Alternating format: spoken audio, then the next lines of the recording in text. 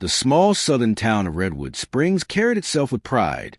It was the kind of place where the courthouse clock still rang out every hour, where neighbors waved at one another from porches, and where the sheriff's department was seen as the backbone of safety. Folks trusted the men and women in uniform. To wear the badge, there wasn't just a job. It was an identity, a vow whispered into the bones of the community. Among those uniforms was Officer Angela Moore, 32 years old, sharp-eyed, and ambitious. To the people of Redwood Springs, Angela represented something rare. A black woman who had climbed her way into a department that wasn't exactly known for welcoming outsiders. She carried herself with quiet determination, shoulders straight, voice firm, her every step echoing her promise to protect and serve. For years she had been the one who volunteered for the toughest calls, the one who showed compassion when others showed force. Colleagues often said Angela had the kind of heart you couldn't train into an officer. She remembered the names of kids caught shoplifting, checked in on widows after storms, and held the hands of victims long after the crime scene tape came down. But beneath her calm discipline was fire. Fire to prove that integrity still mattered in a world where shortcuts and backroom deals had become too common. At the top of the chain of command stood Captain Richard Hale.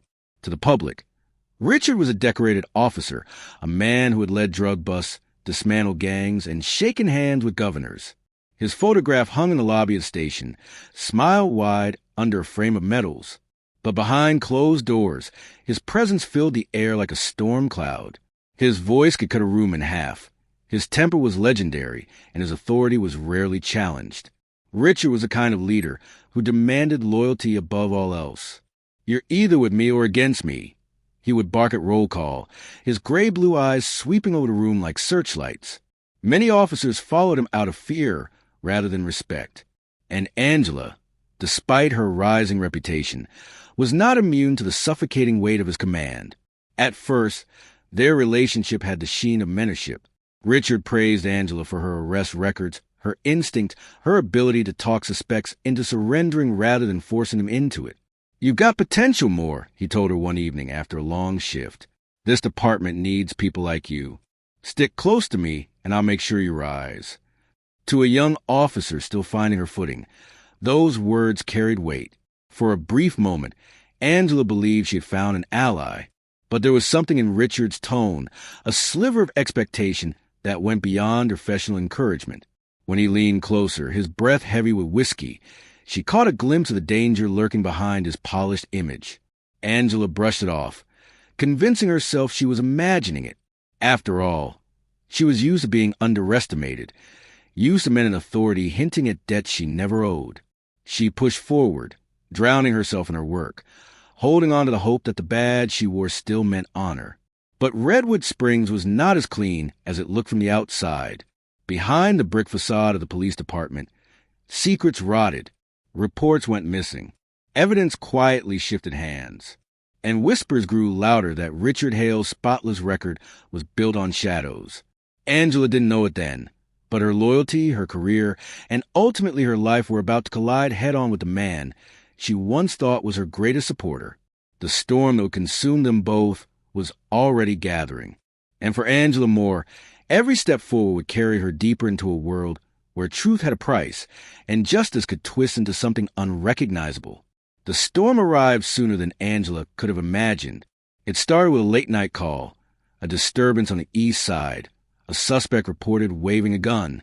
Angela arrived minutes behind Captain Richard Hale and two other officers. What she found wasn't a firefight, but a terrified teenager no older than 17, his hands trembling, the glint of metal flashing under the streetlight. "Drop it," Richard barked, his pistol already aimed. The boy's eyes darted from Angela to Richard, panic flooding his face. Angela stepped forward, her own weapon lowered. "Listen to me," she said softly, voice cutting through the chaos. "I know you're scared. Put it down, and we can walk away from this alive." For a split second, she thought it worked. The boy's fingers loosened, but the crack of a gunshot shattered the night. The teen crumpled to the ground, blood spilling across the asphalt. Angela whipped around, horror etched on her face.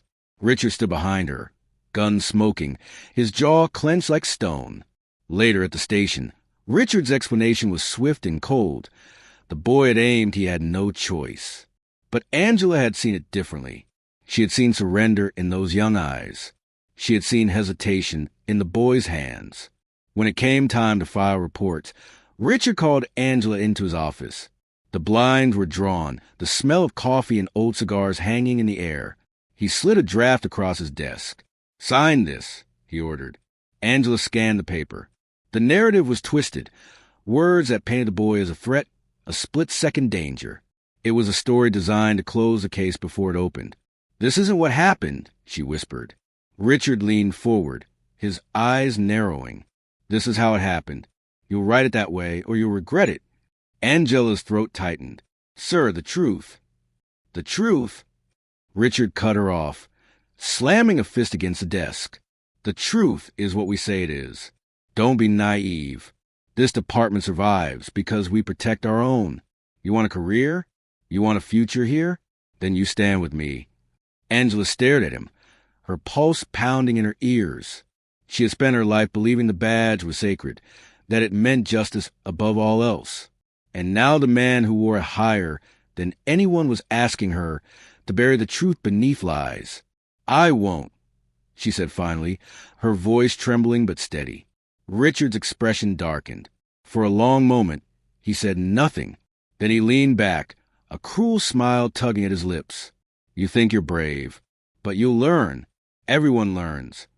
The fallout came quickly. Whispers spread through the department like wildfire. Colleagues who once greeted her warmly now turned cold. Files went missing from her desk. Backup never seemed to arrive as fast when she called it in. At the diner across from the courthouse, Angela overheard two fellow officers snickering. "More think she's holier than thou," one muttered. "Word is she's sleeping with an informant. No wonder she won't backhail." The lies cut deeper than any bullet. She tried to confront Richard, but he brushed past her in the hallway, his voice low enough for only her to hear. "You're finished." Angela went home that night and sat in the dark, staring at her reflection in the window. She had fought to belong in this uniform, to prove herself in a world that doubted her from the start. And now it was slipping away, not because she failed, but because she refused to betray what she believed in. Her mother's words echoed in her head. "Baby, the truth will always cost more than a lie. The question is, are you willing to pay?" Angela clenched her fists. She didn't know it yet, but the price she was about to pay would be higher than anything her mother could have warned her about. Because Richard Hale wasn't finished with her. Not by a long shot. The weeks that followed carved deep lines into Angela's life. Every morning, the badge fell heavier on her chest, less like honor and more like a chain. At the station, conversation stopped when she entered a room. The laughter that once welcomed her turned into smirks, whispered jokes, and eyes that never met hers. She had become the ghost Richard promised she would be. She tried to hold on. She doubled down on her work, poured herself into patrol shifts, wrote reports with precision, and kept her head down. But the poison of isolation spread fast. The camaraderie she once loved was gone. When backup arrived late, she felt the sting of betrayal more than the danger on the street. When her locker was found pried open, personal photos torn, she knew Richard's reach went beyond orders. It infected the very culture of the department. One evening, after another brutal shift, Angela drove past the neon glow of Murphy's Bar, a rundown dive on the edge of town. The parking lot was full of trucks, and the muffled sound of jukebox country music leaked into the night. She hadn't stepped into a place like this in years, but loneliness pressed harder than caution. Inside, the air was thick with smoke and spilled beer. A man at the counter noticed her uniform, his eyes scanning her like she was prey.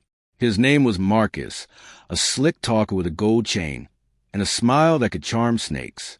He bought her a drink before she had the chance to refuse. "You look like someone carrying the world on your shoulders," Marcus said, his voice low, smooth. Angela wanted to scoff, but his words cracked something inside her. She hadn't heard kindness in weeks. She let him sit, let him talk, let him peel back the silence that had been choking her. By the time she left, she wasn't alone.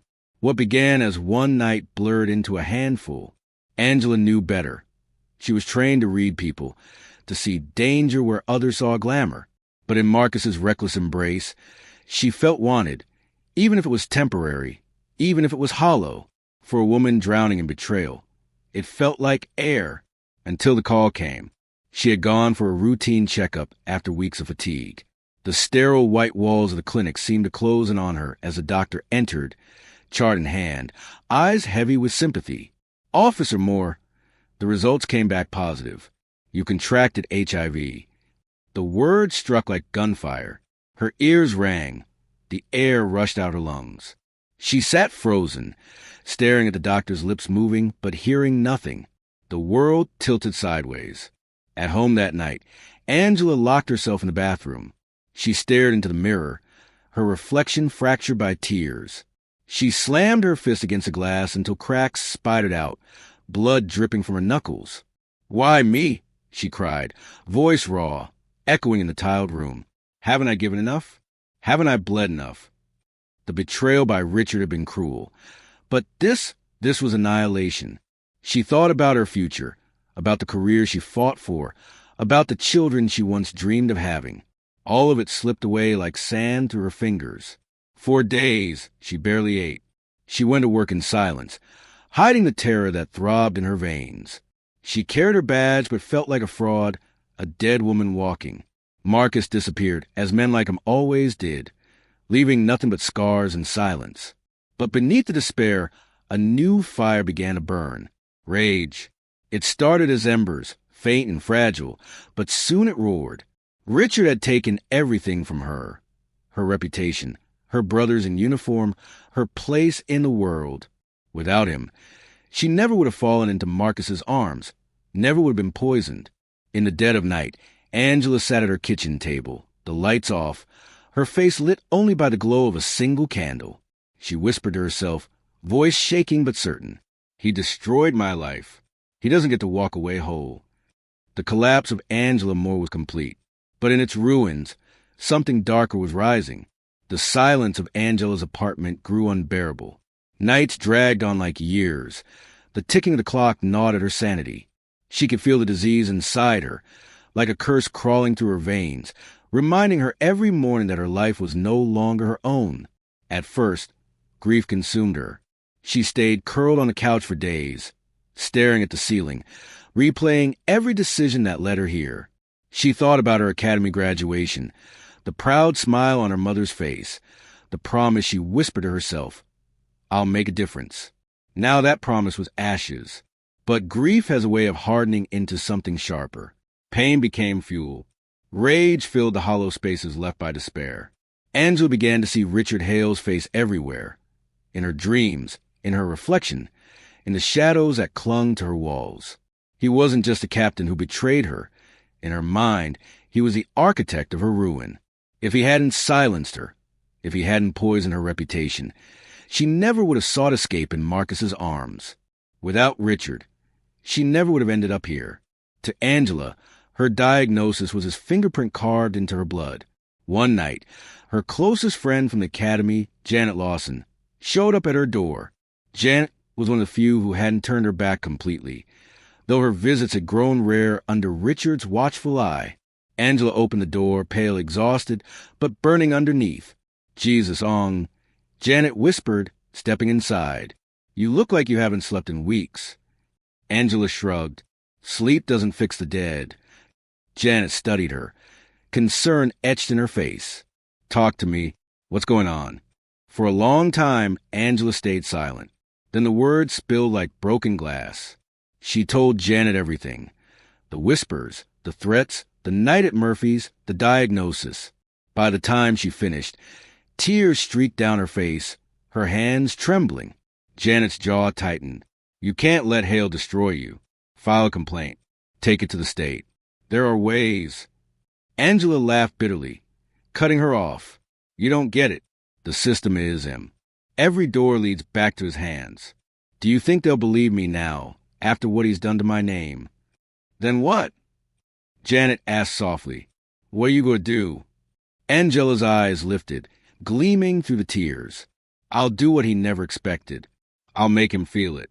I'll make him know what it's like to rot from the inside." The words hung heavy between them. Janet stepped back, shaking her head. Don't go down that path." Revenge will eat you alive. Angela's voice was steady now, calm in a way that terrified. It already has. From that night on, her purpose shifted. She stopped seeing herself as a victim and started plotting like a soldier in a private war. She watched Richard carefully, where he went after hours, which bars he frequented, the rhythm of his life outside the badge. She noticed the way he carried himself, arrogant, untouchable, the same smug smirk plastered on his face whenever townsfolk shook his hand. Angela rehearsed her approach in the mirror, molding her anger into something softer, something he wouldn't suspect. She studied her own smile until it no longer looked like a weapon. Weeks later, she made her move. She waited until Richard was alone in his office, the hum of fluorescent lights buzzing overhead. She stepped inside quietly, closing the door behind her. He looked up, surprised but amused. Well, Officer Moore, I was beginning to think you've forgotten who runs this place. Angela forced a smile, her voice gentle, almost submissive. I haven't forgotten. That's why I'm here. I want to put the past behind us. Richard leaned back in his chair, smirk widening. Is that right? Finally learn which side of the line you belong on. Angela lowered her gaze, letting the silence work for her. She made him believe what he always wanted to believe, that she was bending, surrendering. Inside, though, she was steel. As she left his office that night, Richard's laugh trailed after her. He thought he'd won again. He thought she was crawling back. But Angela Moore wasn't crawling. She was hunting. Richard Hale had always believed loyalty could be bought with power. In his world, men respected him because they feared him, and women tolerated him because they thought proximity to his shadow might earn them protection. So when Angela Moore returned to him with softened words and lowered eyes, he thought it was victory. He mistook her silence for surrender, her stillness for weakness. But Angela was no longer the woman he thought he broke. She was a storm hidden behind calm seas. It began slowly, calculated. Angela started appearing where Richard lingered, after briefings in the hallway, in the parking lot after shifts. She allowed herself to laugh at his crude jokes, forced herself to brush his arm when they passed. To the rest of the department, it looked like reconciliation. To Richard, it looked like proof his dominance was complete. One evening, she lingered by his office door as the building emptied out. Richard leaned back in his chair, the faint trace of bourbon on his breath. You finally figured out, haven't you? He said, voice dripping with smugness. This job's not about truth. It's about survival. Stick with me, and maybe I'll make sure you survive. Angela met his gaze, her lips curved into the faintest smile. Maybe I was too stubborn before. Maybe I see things clearer now. That was all it took. The predator in him smelled opportunity, but he didn't realize the prey had sharpened her teeth. The first time he invited her to meet him outside of work, she almost didn't go. Her stomach twisted as she stood in front of the mirror, applying a shade of lipstick she hadn't worn in years. But she reminded herself of the boy who bled out on the pavement, of the lies Richard forced into her report, of the laughter that chased her down hallways when he spread his rumors. She remembered the sting of the doctor's voice, positive. This wasn't about attraction. It wasn't about weakness. It was about control. For once, she would be the one holding it. They met at a low-lit bar on the outskirts of town. Richard wore his badge of arrogance like a second skin, talking loudly, bragging about cases, his hand resting on hers like possession. Angela sat perfectly still, her smile rehearsed, her laugh hollow but convincing. You know, he said, leaning closer, I always knew you'd come around. You're smarter than the others. You understand what it takes to survive in this world. Angela tilted her head, whispering just enough to make his chest swell. Maybe I just needed the right teacher. That night, she let him believe he had won. She let him believe she was crawling back under his thumb. And when he pulled her into his arms, she didn't resist. Every move was deliberate, every touch a quiet, calculated step in the trap she had built. At home afterward, she sat in the shower long after the water ran cold. Her body trembled, not from regret, but from the magnitude of what she had begun. She pressed her forehead against the tile, whispering, This is for every lie, every bruise you left on my life. In the weeks that followed, their encounters became a routine. Richard grew bolder, careless in his arrogance. He paraded around the station with a swagger, convinced he had conquered the one officer who once dared to defy him. But beneath that facade, Angela watched him carefully. She studied his rhythms, his ego, his blind spots. He didn't see the way her eyes hardened when he laughed. He didn't notice the cold calculation behind her forced affection. To him, she was conquered. To her, he was already condemned. And though Richard thought he was indulging in power, in control, in a secret conquest, what he didn't know was that every embrace carried a cost. A silent countdown had begun, ticking away inside him, seated by the very woman he thought he owned. Angela Moore had become the hunter, and Richard Hale was walking willingly into her cage. Richard Hale had always believed himself untouchable. He strutted through the station with the same booming laugh, the same commanding bark at roll call, the same swagger of a man convinced he was immune to consequence. But arrogance is a dangerous blindness, and for the first time in his career, the cracks began to show. It started subtly, a cough that lingered too long, a wave of fatigue he couldn't quite shake, nights where his body felt heavier than usual, mornings where even shaving felt like dragging a blade through stone. He brushed it off at first, age catching up to him, maybe too many bourbons, but the unease gnawed at him. One afternoon, after a long patrol review, he leaned back in his office chair and closed his eyes. A sheen of sweat broke across his forehead, though the air conditioner hummed loudly. He thought of Angela then, the way she returned to him, pliant and soft, whispering words that stroked his ego. For weeks she had been his secret prize, his proof that he still controlled everything around him. But as his chest tightened and a strange chill ran through his bones, a thought flickered. What if control wasn't his anymore? That evening, he confronted Angela in the dim glow of the parking lot. She stood near her car, arms folded, her face calm, unreadable. "You've been quiet lately," he said, his voice edged with suspicion. "Almost too quiet." Angela tilted her head. "You wanted me to fall in line. I thought you'd enjoy the silence." He stepped closer, his shadow stretching across the pavement. "I don't like games, Moore. If you're trying to play me..." Angela's lips curved, not into a smile, but something sharper. "Games? No, Captain. I don't play games. I end them." For a brief second, Richard felt a chill that had nothing to do with the night air, but arrogance smothered it quickly. He shook it off, growling, "Just remember who signs your damn paychecks." Angela didn't flinch. She leaned in close enough for her whisper to brush his ear. "Money doesn't buy absolution, Richard, and it won't buy your health either." Richard froze. He pulled back, eyes narrowing, searching her face for meaning. But she was already walking away, her stride steady, unhurried. Over the next few weeks, Richard's health declined rapidly. He grew pale, his once broad frame thinner under uniform. Headaches pounded at him, and every mirror reflected a stranger. Still, he buried it, refusing to show weakness. A captain could not stumble. A captain could not bleed. Yet the fear gnawed. Finally, late one night, he drove to a clinic 2 towns over, far from Redwood Springs, where no one would recognize him. The waiting room smelled of antiseptic and despair. When the doctor returned with the results, Richard's stomach dropped. "Captain Hale, the test is positive. You contracted HIV." The words cut deeper than any bullet. He stared at the doctor, face slack, heart pounding in disbelief. "That's impossible," he rasped. That's a mistake." But there was no mistake. The paper in his hand spelled the truth in black and white. His empire of control crumbled in that moment, collapsing around him like ash. Evelyn Hale had always believed her husband was a man of honor.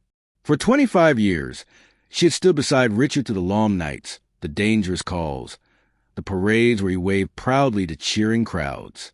She had washed his uniforms, pressed his medals onto his chest, and defended him fiercely when neighbors whispered about his temper. But lately, something had changed. She noticed the way his hands trembled at breakfast, how his eyes seemed sunken, shadows carved into his face. He snapped at her over nothing, then retreated into silence. And when she reached for him in the night, he turned away. One evening, Evelyn found him sitting alone in the den, the television off, a glass of bourbon sweating in his hand. His shoulders sagged, his uniform jacket discarded carelessly across a chair. "Richard," she said softly, "what's happening to you?" He didn't look at her. He just stared at the wall, jaw tight. "Stress. This job eats a man alive." Evelyn walked closer, her voice trembling. "Don't lie to me. I know you. You're different, and I can't pretend not to see it." Richard finally turned, his eyes flashing with something between anger and fear. "Drop it, Evelyn." But she couldn't. She had built her life on this marriage, this man, this badge. If he fell, what did that make of the years she had sacrificed? The next day, while gathering laundry, she discovered the receipt stuffed in his jacket pocket. The name of a clinic 2 towns over. Her hands shook as she unfolded it, her breath catching in her throat. That night, she waited until he came home, his steps heavy, his face drawn. She held the slip of paper out to him. "What is this?" Richard froze. For a moment, the mask slipped completely. "Answer me, Richard." Her voice cracked with desperation. "What have you done?" He reached for the receipt, but she pulled it back. Tears welled in her eyes. "HIV? Tell me this isn't true. Tell me it's a mistake." Silence. Her heart shattered. She covered her mouth, sobs breaking through as she whispered, "My God, how could you do this to us?" Richard tried to speak, but no words came. His silence was worse than any confession. Evelyn staggered back, her body trembling. "You lied to me. You lied to everyone. And now you've destroyed everything we built." She left him standing there, the bourbon glass still in his hand, the walls of their marriage collapsing around them. He stumbled out of the clinic into the night, his mind reeling, his breath ragged. Images flashed, Angela's eyes sharp and steady, her touch deliberate, her whisper, "I end games." When he found her the next day, she was waiting, not in fear, not in shame, waiting. Richard slammed his hand against the wall beside her, veins bulging, voice trembling with fury. You did this to me." Angela didn't flinch. She met his rage with silence, her gaze piercing, steady as stone. Finally, she spoke, her voice low, deliberate. "You took everything from me. My career, my dignity, my future. Now you know what it feels like to be destroyed from the inside." Richard's jaw worked furiously, but no words came. For the first time, the man who once commanded fear was speechless.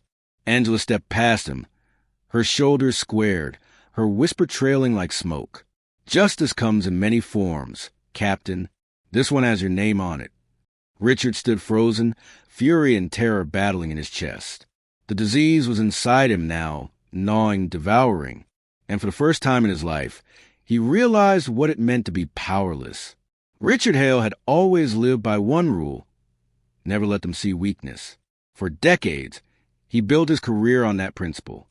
But now, with every day that passed, weakness leaked out of him like water from a cracked vessel. His skin lost its color, his hands trembled when he gripped a pen, and his once commanding voice faltered in meetings. Officers whispered when they thought he wasn't listening. At first, Richard tried to bury the truth. He told himself he could manage it quietly, that no one needed to know. He'd keep working, keep barking orders, keep up the facade. But disease has a way of exposing lies. Soon his fatigue was obvious. He snapped at subordinates, stumbled through briefings, and left the station early more often than not. The captain, who once seemed immortal, now looked like a man unraveling. The rumor mill churned. Some said he was drinking too much. Others whispered about cancer. But whispers have a way of clawing toward the truth. And in a town like Redwood Springs, secrets never stayed buried. One evening, Richard sat in his office staring at the test results again, his hand shaking so violently the paper rattled. The word positive burned into his brain. He shoved the report into his desk drawer just as his wife, Evelyn, appeared at the door. "Richard," she said, her voice careful, "you've been different. What's going on?" He forced a laugh, brittle and hollow. "Just stress. This job eats at you, Evie. You know that." But Evelyn wasn't convinced. That night at home, she pressed again, and this time his anger exploded. "Drop it," he shouted. slamming his fist on the table. Evelyn recoiled, her eyes wide with hurt. She said nothing more, but in her silence, Richard saw the suspicion grow. A week later, Evelyn found a clinic receipt in his jacket pocket. When she confronted him, her voice cracked with disbelief. HIV, Richard? How? How could this happen? His silence was an answer she didn't want to hear. Her face crumpled, tears streaming as she whispered, "What did you do?" Word spread quickly after that. A captain's private life was never truly private. The department buzzed with gossip. The man who had built his kingdom on fear was now reduced to whispers of shame in the break room. And at the center of it all was Angela Moore, calm, composed, carrying herself with an eerie steadiness. She didn't brag. She didn't confess openly. But the fire in her eyes told Richard everything. She wanted him to know exactly where this came from. One afternoon, in the locker room, Richard cornered her again. His face was gaunt, his voice hoarse. "You'll pay for this," he rasped. "You think you've won, but when the truth comes out, they'll crucify you." Angela didn't back away. She leaned closer, her whisper ablaze against his pride. "They already know you're rotting, Captain. And when you fall, they'll see you for what you always were, a fraud." The venom of her words cut deeper than his illness. For the first time in his career, Richard felt utterly powerless, stripped not just of strength but of identity. Soon, reporters caught wind. Headlines appeared in the local paper. "Police captain under fire amid health rumors." Anonymous sources claim internal cover-up at Redwood Springs PD. The town that once admired him now gossiped at church pews and grocery aisles. Mothers clutched their children tighter when he passed. Former allies stopped returning his calls. And Evelyn, his loyal wife of 25 years, packed her bags. Standing in the doorway, her suitcase by her side, she looked at him with a mixture of grief and disgust. "I don't know who you are anymore," she said softly, "but I can't live with the man you become." When the door clicked shut behind her, Richard sank into the silence, alone, broken, and infected, not just by the disease in his blood, but by the poison of his own corruption finally exposed. Angela watched it all unfold with cold satisfaction. She hadn't pulled the trigger or planted the headline, but she didn't need to. She had lit the fuse, and Richard Hale's empire was burning from the inside out. Redwood Springs had always thrived on gossip, but this was different. The whispers about Captain Richard Hale no longer lived only in back rooms and hushed corners of the station. They exploded into the open, pouring into newspapers, radio shows, even Sunday sermons. The man who once stood as a pillar of law and order was now the subject of small-town scandal. His name spat like poison on every tongue. The first real crack came when local journalist Tommy Greer published a front-page story, "Captain Hale battling HIV amid corruption allegations." The headline hit the town like a hammer. For years, Tommy had chased rumors about abuse of power within the police department, but now he had blood in the water.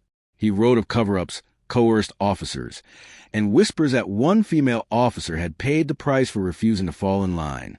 Angela's stomach twisted when she saw her reflection in those words. He hadn't printed her name, but the implication was clear. Every officer in Redwood Springs knew who it pointed to. By the end of that week, the firestorm reached City Hall. Citizens demanded answers. Mothers stood in front of the courthouse, holding signs that read, "Protect us from the police," and "Truth over power." The mayor, red-faced and nervous, promised an internal investigation. Inside the department, the air grew toxic. Some officers avoided Angela altogether, afraid to be seen near her. Others muttered slurs under their breath, blaming her for the scandal that was tearing apart their ranks. But there were also a few quiet voices who slipped notes into her locker that said, "We know you're telling the truth." Richard, meanwhile, was unraveling publicly. His once proud stride had turned into a shuffle, his skin pale, eyes hollow. At press conferences, reporters peppered him with questions, their microphones thrust forward like weapons. "Captain Hale, are you infected with HIV? Did you coerce officers to falsify reports? Is Officer Moore involved in this?" His responses grew angrier, more erratic. "This is slander," he barked. "A witch hunt. You people don't know the first damn thing about me. But the camera never blinked, and the people watching at home saw not strength but desperation. Angela stayed quiet, though silence was its own statement. She knew the eyes of the town were on her, waiting to see if she'd speak, if she confirmed what everyone suspected. She walked into the station each morning with her chin high, her uniform pressed, her hand steady, even as her heart raced under the weight of every stare. One afternoon, she was summoned to the chief's office. The blinds were drawn, the air heavy with tension. The chief, a man caught between loyalty and survival, leaned forward. "Angela, I need know the truth," he said, his voice grave. "Did you have anything to do with Captain Hale's condition?" For a moment, the room was silent but for the hum of the air conditioner. Angela's mind flashed with images. The teenager who never had a chance. Richard smirked as he tore apart her reputation. The word positive stamped across her test result. She met the chief's eyes, calm but unflinching. "The truth, sir, is that Richard Hale has been destroying lives long before this came out. Mine was just one of them." The chief exhaled heavily, rubbing his temples. "You realize what that sounds like to press? To the mayor?" Angela nodded. "I'm not here to protect him anymore." Outside, the protesters grew louder. News vans lined the streets. For Redwood Springs, this was no longer just about a sick captain or a disgraced officer. It was about corruption rotting the very institution sworn to protect them. That night, Angela drove past the station, watching the yellow glow of its windows from the safety of her car. For the first time in months, she didn't feel invisible. She felt dangerous, not because of the virus running through her veins, but because she had forced the truth into the light. Richard Hale's empire was collapsing, and everyone could see it now. But Angela knew the storm wasn't finished. The town had only seen the surface. The real reckoning was still to come, in a courtroom, under oath, where every secret would finally be dragged into the open. The courthouse in Redwood Springs had never seen such a crowd. Reporters packed the steps, their cameras flashing like lightning strikes. Protesters held signs demanding justice. On one side, "Protect our officers." On the other, "End the corruption." The scandal that had once whispered through back alleys now stood under the brightest spotlight, and at the center were two names, Captain Richard Hale and Officer Angela Moore. Inside, the courtroom buzzed with tension. The air was heavy, thick with anticipation. Angela sat at the defense table, her uniform traded for a plain navy suit. She kept her shoulders squared, her face steady, though her hands were folded tightly in her lap. Across the aisle, Richard appeared gaunt, his frame slumped in his chair, a shadow of the man who once commanded fear, with a single look. His illness was written all over him. Sunken eyes, hollow cheeks, a faint tremor in his hands. The prosecutor rose first, his voice sharp and unyielding. "Ladies and gentlemen of the jury, this case is about betrayal. Not just the betrayal of one man, but of the very institution we rely on to protect us. Officer Moore stands accused of using her body as a weapon, intentionally infecting Captain Hale with HIV. His words rang through the courtroom, leaving a trail of shock and disgust. Angela's attorney, Caroline Mitchell, a seasoned defense lawyer with steel-gray hair and a calm, deliberate tone, stood slowly. This is not the story of a cold-hearted predator. This is the story of a woman crushed under the weight of corruption, a woman whose career, reputation, and future were destroyed by the man who now claims to be her victim. The battle lines were drawn. Witnesses were called. Officers testified about the night Richard shot the teenager, about the pressure to falsify reports. Some confirmed Angela's resistance. Others, still loyal to Richard, painted her as insubordinate, reckless, unstable. But it was Angela's turn on the stand that shifted the room. She walked slowly, steadied herself, and sat in the witness chair. The courtroom hushed. Caroline's voice was gentle. "Angela, tell us what happened in your own words." Angela drew in a breath. Her voice shook at first, but grew stronger with each sentence. "I believed in the badge. I believed it stood for justice. But when I refused to lie, Captain Hale made sure my life was over.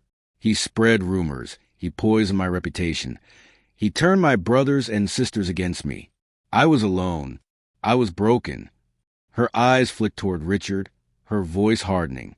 And then I got sick, and when I realized what my life had become, I wanted him to feel it. I wanted him to know what it was like to be destroyed from the inside out. The jury leaned forward, hanging on every word. Some shook their heads, others sat stone-faced, but no one looked away. The prosecutor pounced during cross-examination. "So, you admit it? You admit you deliberately infected your captain?" Angela didn't flinch. "I admit I made a choice. A terrible one. But I want you to understand why. He killed more than a boy that night. He killed everything I was. And no one cared. No one stopped him. So I stopped him myself." The courtroom erupted in murmurs until the judge banged his gavel for order. Across the aisle, Richard tried to sit taller, but his body betrayed him. He looked at Angela with a mixture of rage and fear, his lips trembling as if he wanted to shout but couldn't find the strength. When closing arguments came, Caroline's voice echoed like a sermon. "This case isn't about whether Angela Moore was perfect, because she wasn't. It's about whether corruption will continue to hide behind a badge. Captain Hale built his empire on lies, intimidation, and fear. Angela's actions were wrong, yes, but they came from a woman driven past the breaking point by a system that failed her." The jury sat silent, weighed down by the gravity of both stories. As the gavel struck to end the day, one thing was certain. Redwood Springs had changed forever. The truth was finally in the open, and no verdict could put it back in the dark. The final day of the trial dawned gray and heavy, as though the sky itself carried the weight of judgment. Crowds gathered outside the courthouse before sunrise, their voices a low hum of anticipation. The town of Redwood Springs, once quiet and unquestioning, now stood on edge, waiting for the gavel to decide the fate of two broken lives. Inside, the courtroom was packed. Every bench filled, every seat claimed. Reporters scribbled notes. Cameras clicked like restless insects. On one side of the aisle sat Richard Hale, his once formidable figure reduced to frailty. His hands trembled uncontrollably, his uniform replaced with a wrinkled suit that seemed too large for his thinning frame. He kept his eyes fixed on the table in front of him, unwilling to meet the stares that bored into his back. Angela Moore sat across from him, her posture calm, her face unreadable. Dressed in the same navy suit she had worn throughout the trial, she looked less like a criminal and more like a soldier bracing for her sentence. The weight of her choices pressed on her shoulders, but she did not bow. She had told her truth, and no matter what the verdict would bring, she refused to shrink from it. The judge entered, his robe sweeping behind him, and the room fell into silence. The jury filed in, their faces pale with the burden of decision.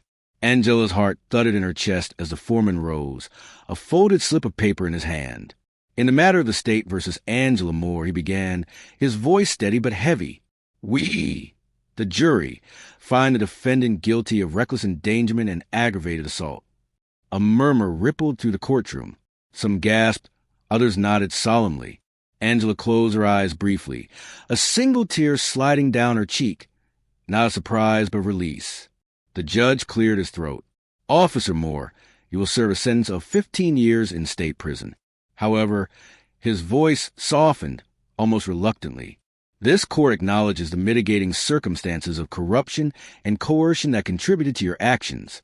You will be eligible for parole in 7. The gavel struck, final and absolute.